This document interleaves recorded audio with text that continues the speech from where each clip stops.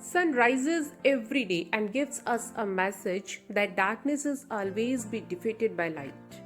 Let's we all follow this natural rule and enjoy the festival of Dussehra, symbol of good defeats evil.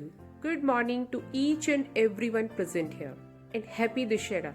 May all the evils in and around us vanish by the virtue of the goodness in and around us. Dussehra is also known as Vijayadashmi, which is one of the most significant Hindu festival celebrated across the country with much enthusiasm. It is observed on the 10th day in the Ashwin of Kartik month of Hindu calendar. The word Dussehra is made up of two Hindi words, Das, which means 10, and Hara means annihilated. So, the word Dussehra stands for the day when the 10 evil faces of Ravan were destroyed by Lord Ram. On this day, Lord Ram eliminated the demon king Ravan. According to Hindu mythology, other traditions believe that goddess Durga removed the demon called Mahishasur from the earth.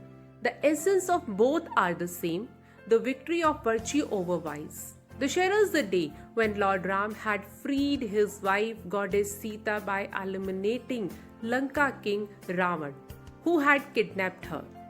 Every year on Vijayadashmi, effigies of the demon king Ravan, his son Meghnath and brother Kumbhakaran are burned, which is an important part of this festival as it represents symbolic imagery of darkness losing to light. My dear friends, let us try to know the difference between good and bad. Ravan was the wonder of his age, but some mistakes made him villain for us. Let us all try to understand that it is not that Ravan is killed every year, but the common reason being said is that everybody has a Ravan inside. So to end that evil, we burn Ravan every year. Let's burn all our evils and tensions of our life with the effigy of Ravan.